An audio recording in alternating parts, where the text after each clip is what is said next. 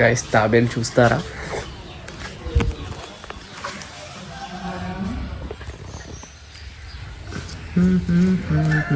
Hey hello guys, welcome back to my YouTube channel. ఈరోజు అయితే మనం కోరుకొండ నుండి కాకినాడ బీచ్కి అయితే వెళ్తున్నాము. ఎవ్రీ 500 కిలోమీటర్స్కి మనం అయితే చైన్ స్ప్రే అయితే కొడుతూనే ఉండాలి, లేకపోతే చైన్ స్ప్రాకెట్ పోతుంది. వెళ్ళేదారిలో అయితే ఈ తమ్ముడు మనల్ని లిఫ్ట్ అడిగాడు.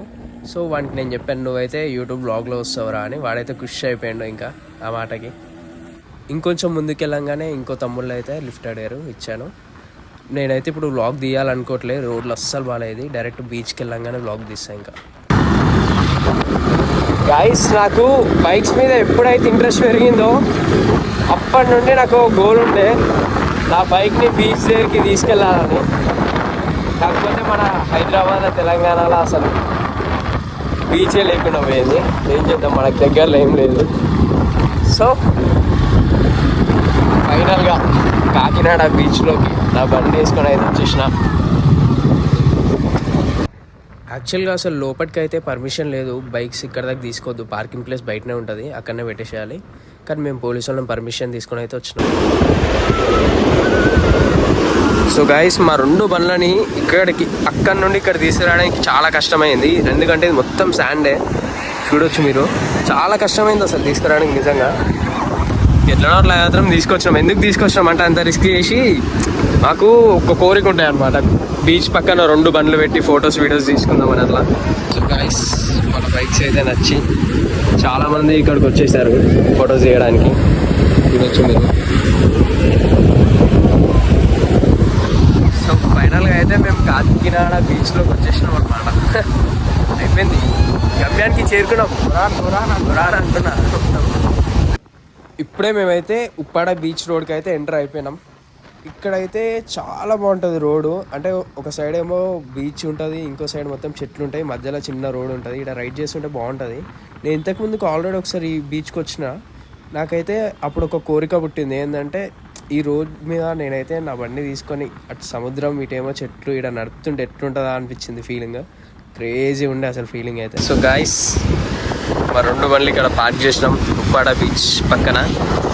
ఇక్కడ ఎప్పుడో మర్చిపోయినా, ఏంటంటే మనం ఫైనల్గా 700 కిలోమీటర్స్ కంప్లీట్ చేసుకున్నాం అనమాట. ఈ బీచ్ బాగుంది, ఇది కూడా బాగుంటుంది, వాటర్ బీచ్. కాకపోతే ఇక్కడ పార్కింగ్ ప్లేస్ ఉంటుంది అనమాట. పార్కింగ్ ప్లేస్ ఉంటుంది, మళ్ళీ లోపల దిగాలేం. బీచ్ లోపలికి మొత్తం రాళ్ళు ఉంటాయి, ఇంత చిన్న రోడ్ ఉంటుంది అనమాట. చిన్న రోడ్ ఉంటుంది, అచ్చేమో పెట్టడానికి ఉండదు, చెట్లు ఉంటాయి మొత్తం. పార్కింగ్ ప్లేస్ అనేది ఏముండదు.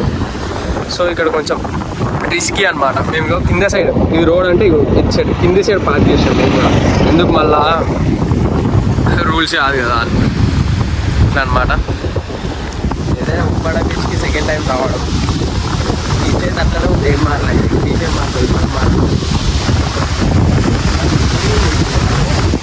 అప్పట్లో ఏం డెవలప్ ఉండకపోతుంది, మొత్తం ఇల్లులు అన్నీ లేచినాయి బాగానే. సో